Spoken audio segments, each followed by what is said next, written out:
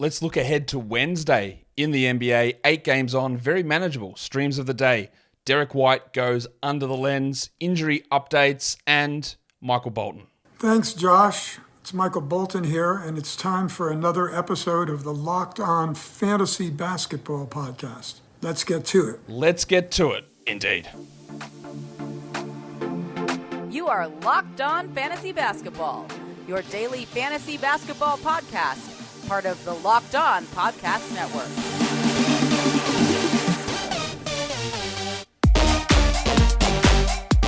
Hello and welcome to the Locked On Fantasy Basketball Podcast, brought to you by Basketball Monster. My name is Josh Lloyd, and I'm the dude playing the dude disguised as another dude. And I'm also the lead fantasy analyst at basketballmonster.com. And you can find me on Twitter, as always, at redrock_bball, on TikTok, at redrock_bball, and on Instagram, at Locked On Fantasy Basketball. Thank you for making Locked On Fantasy Basketball your first listen every day. We are free, and we are available on all platforms. 8 games on Wednesday. Let's go through them. Streams, injuries, everything that we need to know. Some things are piling up. Was some news on Steph Curry and Ben Simmons today with long-term injuries. Steph, we're looking at a couple of weeks at least with a knee sprain. Never good. Simmons, they said at least a week. It's not long-term. I'm not buying that. I'm thinking month. Yeah, I don't know. Nerve irritation. I am having no faith in Simmons whatsoever. Unfortunately, because that's what happens with multiple long-term injuries that he has had. So we've seen what the rotation looks like without Simmons, right? Dinwiddie, a little bit of reprieve for him. Some Lonnie Walker usage. Bridges, Johnson, O'Neal, Finney-Smith, Dennis Smith, if you're looking for a stream for assists. We've seen this. We saw it last game. So there's no changes to that. They won't start bringing Dennis Smith into the starting lineup because they didn't. We saw it. For the Warriors, Chris Paul gets a reprieve with his injury. That means someone needs to be the backup point guard. Do they go with Corey Joseph, which is pretty gross? They might. It might be Pajemski. Should be more minutes and more touches for everyone. Wiggins, does this lift him up? Klay Thompson, Chris Paul. What do we see with Pajemski or Moses Moody coming off the bench, or even John Kuminga getting some extra touches? The only guy that I'd really look at there is Paul to make sure that he is rostered. And then we just monitor everybody else to see where it goes and make some deep league adjustments for Curry. And his injury with the Golden State Warriors, which is obviously shit. Like, no one wants to deal with that. And it's always the problem with Steph recently, isn't he? He gets older and these little injuries keep knocking him out, which is frustrating. Let's look at injury updates, though, for Wednesday, for the games being played on Wednesday. And Jay Crowder is out, groin surgery. We know this. We saw their rotation last game. It was more for Portis, more for Connaughton. Connaughton's not a 12. Portis is. Connaughton's like a 14-team league player. Didn't really help Malik Beasley much. Wendell Carter remains out for the Magic. Kelly Oubre is out for the Sixers, of course. They're starting Bob Covington today. I don't know whether Batum is going to return in the next one, but Covington's worth grabbing just in case Batum is out longer term.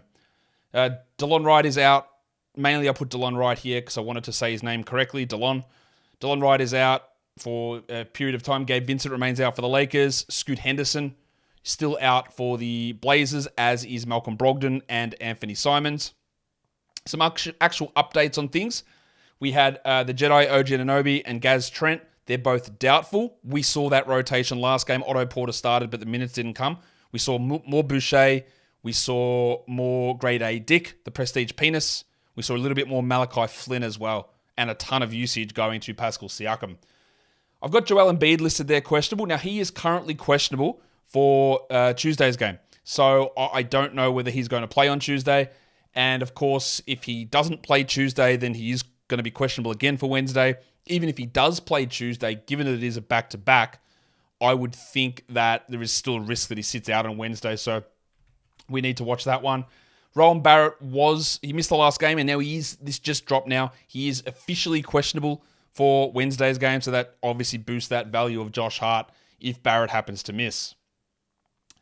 Trae Young is missing Tuesday's game due to the birth of his child. They play again Wednesday. I'm not sure whether he's going to be ready to go for that one. Nick Batum is missing Tuesday, so we're going to list him questionable for Wednesday. That's why we want to be on Robert Covington there. Alex Caruso is questionable. He's missed the last 2 for the Bulls. If he does play, he is worth using as a streamer. Markelle Fultz and Gary Harris. Both of these guys, they're out for the game on Tuesday. So I'm going to list them questionable here for Wednesday. Eric Gordon missed the last game for the Suns. He is questionable here in this one as well. And yeah, that's all on that page. And then we look through to LeBron is questionable for Tuesday. The Lakers are on a back-to-back. You would have to think there's a risk of LeBron sitting one of these games. He missed one across the weekend with a shin problem, so he probably sits one of those. Jared Vanderbilt is out on Tuesday. He is getting close to a return. I would say he's closer to doubtful than being questionable, but he might make a season debut on Wednesday. Trey Lyles hasn't played yet this season, listing him questionable. Alex Len hurt his ankle last game and never returned. The reason why Alex Len is important to note, because if Lyles is out and Len is out, then JaVale McGee is going to have to play minutes. And we saw Sasha Vezenkov get back into the rotation and play some minutes. Isaac Okoro's been out for about 3 games with knee issue. He's still no update on that. We've got him questionable. And the same with Ty Jerome, Old Milk. Milk. Remember that nickname? Legendary nickname. Giannis is listed probable for the Milwaukee Bucks. Patrick Williams is probable for the Bulls on Wednesday. He was great last game. We'll see whether that continues. And the big news is for the Suns is both Devin Booker and Bradley Beal are probable. Now, it's not great that Beal is there being probable because he's been playing. That should be all right. The good news is Devin Booker is going to return. So he's probable. He'll probably be a little bit limited. He's only played 2 games this season with 3 leg injuries already. So it's great that he's back, and I would guess he's a little bit limited. And the other one is Anthony Davis, who's officially probable for the game on Tuesday. So I'm listing him probable here. I would expect with his groin spasm that he is able to go, but I am just going to list him. I'm going to list him, probable for now. And if updates come through, updates will come through. That's how we roll. Today's episode is brought to you by eBay Motors, but I am here to tell you that eBay Motors, our partners, they've teamed up with me and this show to bring some fantasy picks each week, all season long. So if it's a daily situation, streaming, scouting the waiver wire, each week we're going to provide players that are a guaranteed fit on your roster. There are quite a few of these names, and one of them is going to feature heavily in this show, and that is Skylar Mays of the Portland Trailblazers. Until one of Scoot Henderson or Malcolm Brogdon return, Mays is a guy that needs to be rostered everywhere. He's a double-digit assist upside player. He's going to play a lot of minutes because there's no other point guard on this team. He can score okay. He's a real NBA rotation caliber player. And he's still available on over half of waiver wires across fantasy. I don't know if that wins you your fantasy championship, but it gives you a nice little boost in the short term. But eBay Motors knows a championship team is about players being a perfect fit. And it's the same with your vehicle. They've got over 122 million parts for your number one ride or die. So you can make sure that your ride stays running smoothly. Brake kits, LED headlights, roof rack bumpers, whatever it is that your baby needs, eBay Motors has it. They might even have Skylar Mays bumper stickers that you can stick on there to show your support for a legendary waiver wire pickup. And with eBay's guaranteed fit, it's guaranteed to fit your ride the first time. Every time, or your money back. I'm sure they don't have one of those stickers, my next ride is your mum, but who knows? They might have that at eBay Motors. Plus, at these prices, you're burning rubber and not cash. Keep your ride or die alive at ebaymotors.com. eBay guaranteed fit only available to US customers, eligible items only, and exclusions apply. So that'll bring us through now to under the lens. And we are maximizing, or perhaps minimizing, Derrick White, because after he was featured on the thumbnail picture on the Sal High show last week, it's been a little bit rough for old Derrick. Things have not gone particularly well. White is 141st in -1 ranking the last week. He's averaging just 25 fantasy points, which is 119th. Now, you're well aware that I was a little bit out on White this season because he started to push way too high for my liking. My thing was, how were there enough touches, usage, passing opportunities on a team that brought in Drew Holiday, Kristaps Porzingis, and White's the 5th option on offense? And it looked dumb to begin the season, and now it's reverted back, but it's probably swung too far now. Because those rankings are terrible. Obviously, they make them fringe 12-team league players. But I don't think that's realistic for White. What is worth looking at is over the last week, he shot 27% from 3. This is a man who last season shot 38%. But he's in the past been 31, 32, 34. He's an excellent three-point shooter, but he's going to be better than that. His free throws are at a career low, 71% as well. He's at 77 for the season, but 71 over the last 5 games. This man went 88, 86, 85 the last 3 years. The attempts are really low from the line. I do expect them to stay low. but they are quite low for now. So that's going to improve. So while this is how fantasy works, while White was a massive sell high last week and he's dropped considerably, we don't overreact either way in terms of if he's on our roster necessarily. We look at what he's doing. We look at this production and understand he's still in a really interesting role. His box creation is really high. It's in the 86th percentile for the season, which is a career high. And box creation is a measure of being able to see how often you get your teammates into open positions or pass them into positions that get an open shot. Some of that is the teammates, of course, and the extra attention they've got, but he's running that at a really high level. His creation's at 6. It was at 5.6 last year, 4.9 in the past. His offensive load has dropped to the lowest number in the last 2 seasons, but that ability in 86th percentile in box creation across the NBA is something that is important, and it will lead, I think, to some more of those numbers bouncing back for maximum Derrick White. So there we go. Derrick White is our player under the lens, and I do think he's going to be able to bounce this stuff back. Let's look at stream of the day options. There are 2 names there, and they all play for Portland. That is where we're looking for our streaming options for 10-team leagues, for 12-team category and points leagues. It's Skylar Mays, who is still available in 56% of leagues. I'm not really sure why, but he should be grabbed. And then in deeper leagues, 14 and 16, I think it's Matisse Thybulle. That's more for categories than points, and he might not score much. But there's running out of options. He's probably going to have to play more minutes, and he can still get those defensive stats. He can occasionally hit a 3. There is more opportunity there for Thybulle with so many guys out in the backcourt that he's going to just have to play a little bit more. And in deeper leagues, he's available everywhere. So you can have a crack and get some numbers in, I reckon. So there are our streams of the day, Mays and Thybulle. Let's check what's on my radar for the 8 games on Wednesday. The first game, there are a lot of back-to-backs coming Tuesday to Wednesday as well. Dallas and Washington. Dallas is on a back-to-back. I don't think Luka or Kyrie will sit, but you never know. And for the Wizards, what I do want to watch is Jordan Poole. Obviously, he's been dreadful, but his minutes have trended up. He's over 30 in the last 3 games.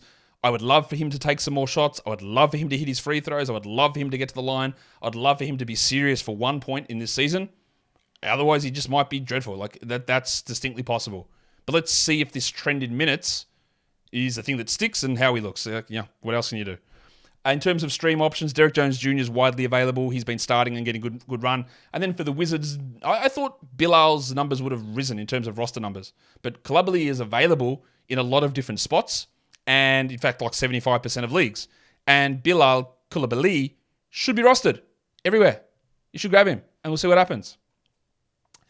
The next game is the Milwaukee Bucks and the Toronto Raptors. The Raptors have already had an upset victory over the Bucks this season. Obviously, no Jay Crowder, no Anunoby, no Trent for the Raptors.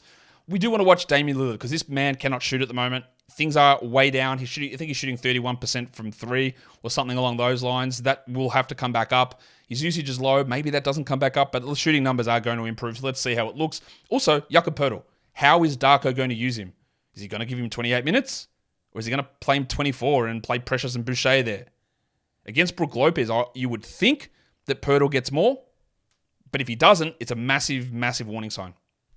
In terms of streams, Malik Beasley surely can hit some 3s, but this guy is so poor at so many other areas that he is a risky proposition. And then for the Raptors, well, it's Achua and Boucher. Maybe you can throw Dick in there. Maybe you can throw Porter in there. But I think Boucher, the wiki, is probably a little bit safer as a stream option with those players out, but who knows? Boston and Philadelphia is the next game. Well, we do want to see Derrick White and see some of that shooting numbers bounce back up, and even some of the minutes, which have been relatively low. This is a high leverage sort of game against Philadelphia, so let's see what they do with White. Philadelphia is on the back-to-back, and we want to see whether Embiid plays, and then the Batum-Covington scenario. Streams, Sam Hauser dominating at the moment in terms of streams and 3s. He's just hitting 3 or 4 every game. He's getting more minutes than Peyton Pritchard, majority of nights off the bench. He's outperforming Al Horford. He's been really good. And on the Sixers side, it is Covington, but it would be Batum if Batum is available.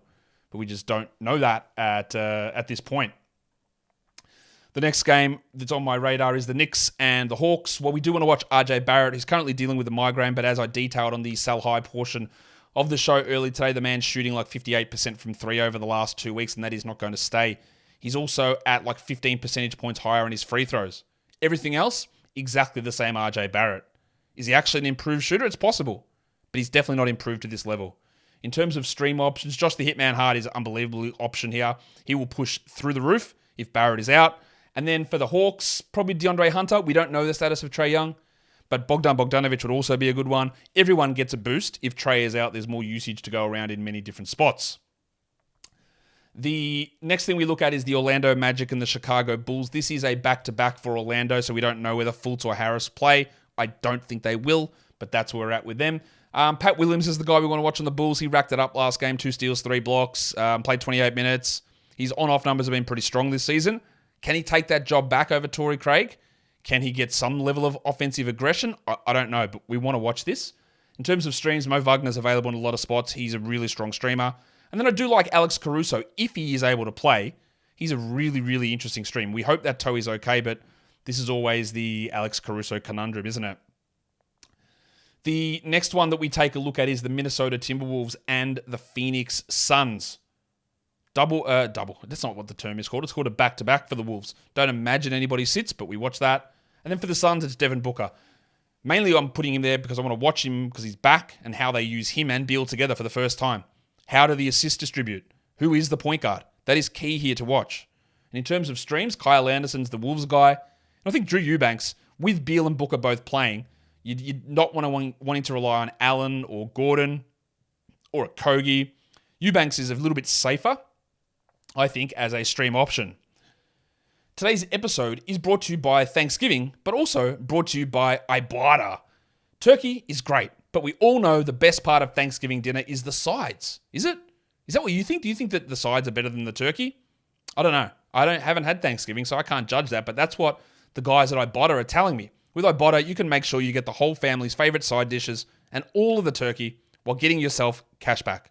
Yes, because in November, iBot is giving 100% cash back on your Thanksgiving feast. You just add the offers in the app to redeem for everything that you need to make your Thanksgiving feast complete. All you have to do is shop at your favorite retailers, and then you just go in and upload your receipt. It's not just Thanksgiving stuff you can get cash back on, though. Hundreds of grocery items, produce, personal care, pantry goods, whatever it is, plus a lot of online brands, Macy's, Sephora, Best Buy, Lowe's.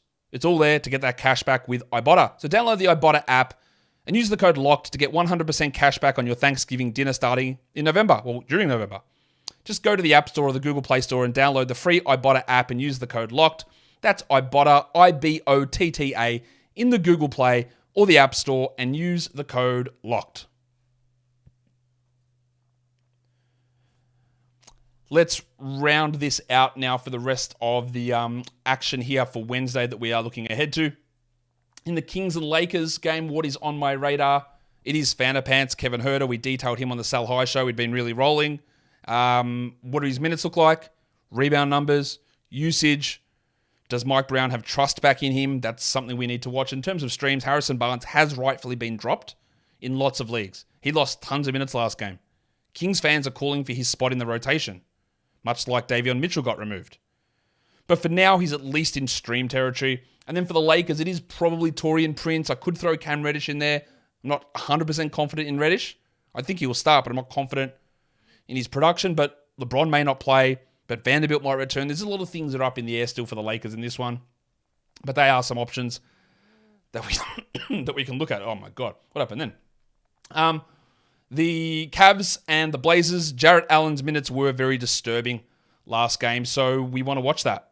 I think he might be a bit of a buy low, but are they just going to be like keeping him as like so many other centers seem to be, like a 25-minute guy, 27-minute guy? Is he going to move into Dan Gafford, Mark Williams territory, Yucca Purtle territory? Even like someone like Jalen Duren started losing minutes. Like, is that what's going to happen? That's what we want to watch.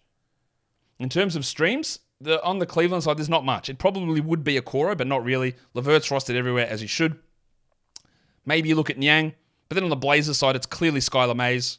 And then maybe you go deeper into Thibault, or you go into Duop Reith as well. I don't know why I said that. Duop Reith in that last, as a last stream as the backup to DeAndre Ayton. There's no back-to-backs Wednesday, Thursday.